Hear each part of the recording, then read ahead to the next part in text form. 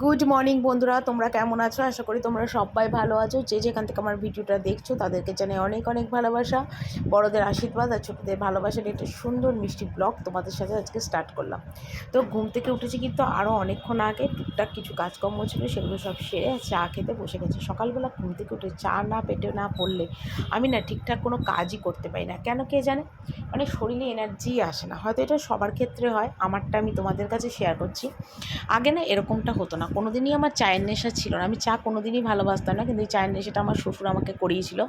বলেছিল, বৌমা চা খাও, চা খেলে শরীর অনেক এনার্জি আসবে, সকালবেলা কাজকর্ম করতে তোমার ভালো লাগবে, মানে শরীরটা অনেকটা ফ্রেশ লাগবে, মানে ভালো লাগবে, সেই জন্য তো তারপর থেকে চা বিস্কুট খাই। তো আগে কি হতো, আমার শ্বশুর থাকতে নানান রকম বিস্কুট দিয়ে চা খেতাম, এখন আর সেটা হয় না, এখন নয় মেরি, থিনার, রোড, ক্রিম কেকার এইসব দিয়ে চা খাই। যেমন আজকে ক্রিম কেকার দিয়ে লিকার চা খাচ্ছি, আগে দুধ চা খেতাম, এখন আর লিকার চা খাই। কারণ আমার প্রচণ্ড গ্যাস্ট্রিক আলসারের প্রবলেম আছে, একটু এদিক থেকে ওদিক হলেই শরীরের প্রবলেম হয়ে যায়, তো সেই জন্য আমি কিন্তু লিকার চাটাই সকালবেলা খাই। দুধ চাটা ছেড়েই দিয়েছি, মানে খুব কম, মানে না খাওয়ার মতনই, হয়তো খুব শখ হলো তখন হয়তো একটু খাই, মানে হাফ কাপের মতন, বেশি খাই না, লিকার চাটাই খাই। আর লিকার চাটা আমার শরীরে স্যুটও করে গেছে, তো সকালবেলা বসে বসে রসি রসি চা খাচ্ছে, আর সবাই কিন্তু ওই ঘরে চা খাচ্ছে। আমার না নিরিবিলিতে চা খেতে অনেক ভালো লাগে, ওই বেশি কথা হট্টগোল এইসবের মধ্যে না একদম চা খেতে আমার একদম ইচ্ছা করে না। তো একদম চাটা খেলাম, আর এখানে দেখো বাবু শুয়ে শুয়ে গড়াগড়ি খাচ্ছে, আর চাটা ওর খাওয়া হয়ে গেছে। আর এখানে দেখো ফোন ঘাটছিল, তো ওকে বললাম, বাবু ওঠ, কি শুয়ে রয়েছিস, উঠে বস। তো ওই জন্য বাবু উঠে বসেছে, আর একটু এদিক ওদিক হাঁটাহাঁটি করবে, কি করবে, এদিক ওদিক যাবে এইটা। তা এখানে দেখো কত জামা কাপড় রয়েছে, এগুলোকে আমি এখন একটু ভাঁজ করব, কারণ প্রচুর জামা কাপড় রয়েছে, এগুলোকে এখন ভাঁজ না করলেই নয়। কারণ আজকে একটুখানি মানে আমার ঘরটা একটু পরিষ্কার করার ইচ্ছা আছে, তো দেখা যাক কী করা যায়, অবস্থা বুঝে ব্যবস্থা। তো সেই তার আগে ভাবলাম কি যে ঝুলঝুল যদি ঝাড়ি, ঘর টর যদি পরিষ্কার করি, সমস্ত ধুলো জামা কাপড়গুলোর মধ্যে পড়বে, তো তার আগে জামা কাপড়গুলো একটু ভাঁজ করে নিতে, জামা কাপড়গুলো এখন ভাঁজ করে নিচ্ছি।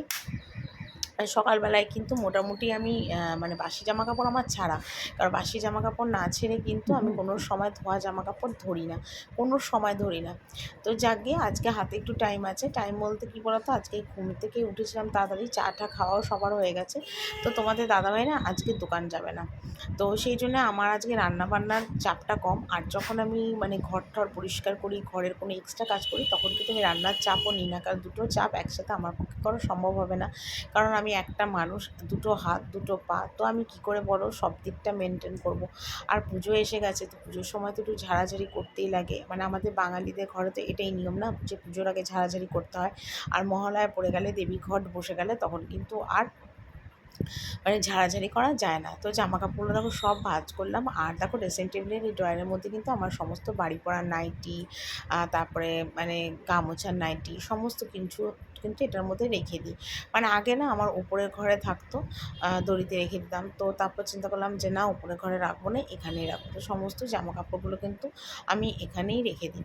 তো এখানে সুবিধা হয়, বাবু যেহেতু ঘরে ছিল, তাই বাবুকে বললাম, বাবু একটুখানি ভিডিওটা করে দে না, তো সেই জন্য দেখো বাবু কিন্তু আমাকে ভিডিওটা করে দিচ্ছে আর কি। তো কেউ একটু ভিডিওটা করে দিলে সত্যি অনেকটা সুবিধা হয়।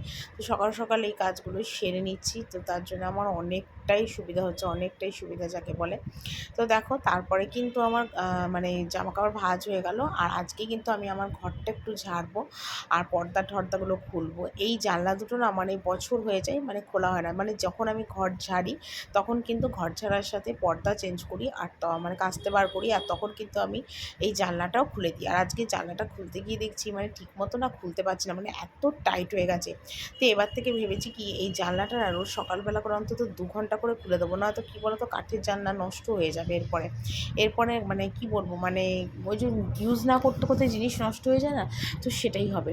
তো এখানে দেখো টিভিটা ঝাড়লাম, জানলাগুলো ঝাড়বো, তারপর ঘরটা কিন্তু আমার ঝাড়া হয়ে গেছে, মানে আমার ঘরে না খুব একটা বেশি ঝুল নোংরা হয় না, ওই জাস্ট চার কোণাটা একটু ভালো করে ঝেড়ে দিলেই হয়ে যাবে।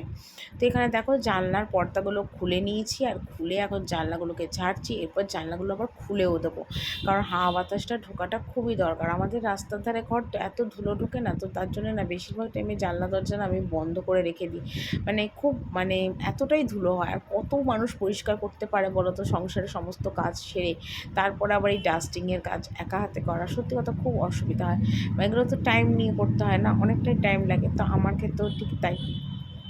তো যাক গিয়ে এখানে দেখো জানলা টানলাগুলো একটু ঝেড়ে দিচ্ছে, আর দেখো জানলাগুলো কি টাইট হয়ে গেছে। তো পরে কি করেছিলাম বলো তো, জানলার যে মানে গ্যাপগুলো আছে না, ওখানে না আমি একটু করে তেল দিয়েছিলাম।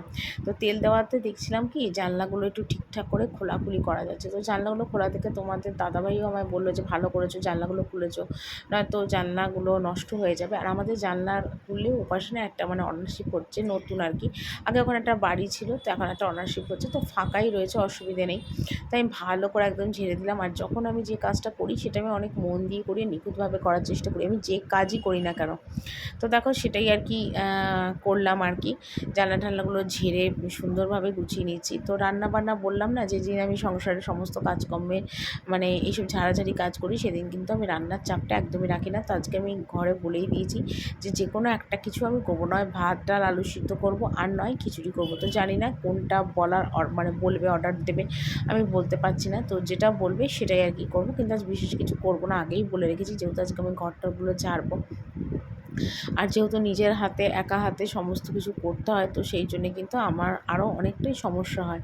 আর দেখতে পাচ্ছ আমাদের এই জানলাটা খুলে পুরো মেন রোড কিন্তু দেখা যায়, মানে রাস্তাঘাটের লোকজন সবাই মানে সব কিছু দেখা যায়, মানে ভালো লাগছিলো বেশ। অনেক বছর পর যখন ছেলে ছোটো ছিল না, তখন কিন্তু এই জানলাটা আমি প্রতিদিন খুলতাম, প্রতিদিন, আর সন্ধ্যেবেলার দিকে বন্ধ করে দিতাম। তো ছেলে বড় হওয়ার পরে আর এই জানলাটা খোলাই হতো না। তো এবার থেকে ভেবেছি জানলাটা প্রতিদিন খুলবো, কেননা জানলা না খুললে না জানলাগুলো নষ্ট হয়ে যাবে। আর দেখতেই পেয়েছো জানলাটা খুললে রাস্তার লোকজন সমস্ত কিছু দেখা যায়, বেশ কিন্তু ভালো লাগে। আর আমারও কিন্তু বেশ আর কি ভালো লাগছিলো। আর সমস্ত কিছু আজকে ঝাড়াঝাড়ি করছি, পুজো এসে গেছে সেটা কিন্তু মনেই হচ্ছে, তাই না? মানে গৃহস্থ বাড়িতে এরকম পুজোর আগে ঝাড়াঝাড়ি করলে মনে হয় কি যে সত্যিই পুজো এসে গেছে, মানে ভালো লাগে আর কি।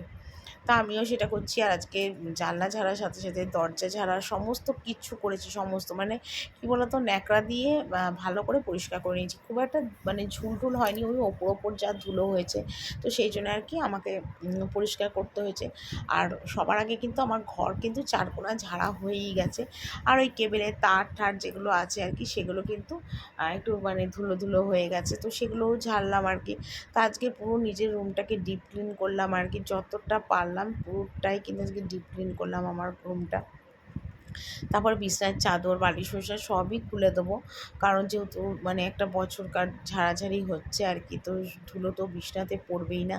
তো সেই জন্যে ওটা পরিষ্কার মানে ঝেড়ে ঝুড়ে গুছাবো আর কি। তো এটাই হলো কথা। তো এইভাবে আজকে সকালবেলাটা শুরু করলাম তোমাদের সাথে, ঘরের কাজকর্ম, সংসারের যাবতীয় কাজকর্ম সব কিছু। আর আমি না কাজ করতে অনেকটাই ভালোবাসি। তো এখানে দেখো ঝাড়াঝাড়ি হয়ে গেল। তো ঝাড়াঝাড়ি করার পর তোমাদের দাদাভাই ডাক দিল, আর দেখি বাজার নিয়ে এসে মানে মুদিখানার সব জিনিস, মুগের ডাল, মুসুরির ডাল, কমপ্ল্যান, চাউমিন, সোয়াবিন, তারপর কমপ্ল্যান, হরলিক্স, আমার শাশুড়ি এখন হরলিক্স খায়, তো হরলিক্স, সাদা তেল, তারপরে দেখো আলু, আটা, ময়দা, চাল, সমস্ত কিছু কিন্তু নিয়ে এসছে। আর আলুর মধ্যে দেখলাম আবার একখানা পেঁয়াজও আছে। তো ভাবলাম নিচে যখন এলাম তাহলে একটুখানি দেখিয়ে দিই। আর উপরের ঘর কিন্তু আমি পুরো পরিষ্কার করে একদম চলে এসেছি। তো ঘর ঝাড়াঝাড়ি যখন কমপ্লিট হলো, উপরের ঘরটাগুলো সব মুছলাম, সেই ভিডিওটা আর তোমাদের সাথে শেয়ার করিনি, কারণ অনেকটা বড় হয়ে যাচ্ছিলো। তো জামা কাপড় আমাকে সেই ছাড়তেই হবে, যেহেতু ঘরে ডাস্টিং করেছি। তো ভাবলাম একটু কাটা বাসনগুলো রয়েছে, এগুলোকে আগে একটুখানি মেজে ঘষে নিয়ে, দেখতেই পাচ্ছ অনেক বাসন এক চুপড়ি অলরেডি হয়ে গেছে, আরও কিছু বাসন রয়েছে, সেগুলোকে আর কি মাঝে করে মেজে গা হাত পা ধুইয়ে ফ্রেশ হয়ে তারপর কিন্তু রান্না করব। তো যেটাই রান্না করি সেটা তোমাদের কাছে অবশ্যই শেয়ার করবো। ভালো মন্দ রান্না হলে তো সেটা তোমাদের দেখাই, আর ভাত ডাল আলু সিদ্ধ হলে সেটা তো তোমাদের দেখানো যায় না, বলো, এটা খারাপও লাগে। কিন্তু হ্যাঁ, আমি এবার থেকে এটাও ভেবেছি যে আমি ভাত ডাল আলু সিদ্ধ করি বা মাছ ভাত করি, যেটাই করি সেটাও তোমাদের কাছে কিন্তু আমি শেয়ার করব। এখন ঘরে এলাম, আর আজকে না রান্নাবান্না বলতে বিশেষ কিছুই নয়, শুধু খিচুড়ি করেছি, আর খিচুড়ির মধ্যে আলু দিয়েছি, দিয়ে প্লেন আজকে খিচুড়ি। আর যখন সবাই খাবে তখন পাঁপড় ভাজবো, পাঁপড় ভাজার খিচুড়ি, আর কিছু রান্না করবো না। আর এই দেখো বাবুর জন্য খিচুড়ি নিয়ে এসেছি, খিচুড়ির মধ্যে একটা আলু দিলাম, কেন বাবু না পাঁপড় ভাজাটা অতটা ভালোবাসে না, তো সেই জন্যে। আর এখন গরম খিচুড়ি, তো ওই জন্য একটা প্লেটের মধ্যে দিয়েছি যাতে তাড়াতাড়ি করে ঠান্ডা হয়ে যায় খিচুড়ি খাক। আর আজকে না ভেবেছি চুলটা একটু কালার করবো, দেখি কী করি, আর অনেকটা বেলাও হয়েছে, তো ইচ্ছা আছে চুলটা আজকে ঘরেই কালার করা, কালার কেনা আছে, তো কালার করবো ভাবছি, তো দেখি করি। তো যেটাই করি না কেন সবটাই তোমাদের কাছে কিন্তু আমি শেয়ার করবো। তো অনেকটা টাইম ছিল হাতে, তো যেহেতু রান্না বান্না নেই, তো এখানে দেখো নিজের চুল নিজেই কালার করতে বসে গেছি। তো চুলের কালারটা অনেক দিন আগেই কিনে নিয়ে এসেছিলাম স্টিকের, তো আজকে চুলের কালারটা করে নিচ্ছি, কারণ পুজো তো এসেই গেল আর হাতে টাইম নেই। তো সেই জন্যই চুলের কালারটা দেখো এখানে বানাচ্ছে স্টিকের। তো এখন হাতে গ্লাভস সব পরে নিয়েছি, চুলটা ভালো করে আঁচড়ে নিলাম, নিয়ে এবার ভালো করে চুলটা কালার করে নেবো আর কি। তো কালার টালার করে নিয়ে তারপরে একবারেতে মানে চান করতে চলে যাব, তারপর খাবো, মানে যাই হোক খেয়ে নেবো। তো দেখো সন্ধে হয়ে গেছে, আর ছেলের জন্য আর ভাগ্নির জন্য একটু ফুচকা কিনে নিয়ে এলাম। তো ফুচকা এমনি যখন বেরোই তখন তো বাবুই মানে মানে মানে কী বলবো খেয়ে আসে।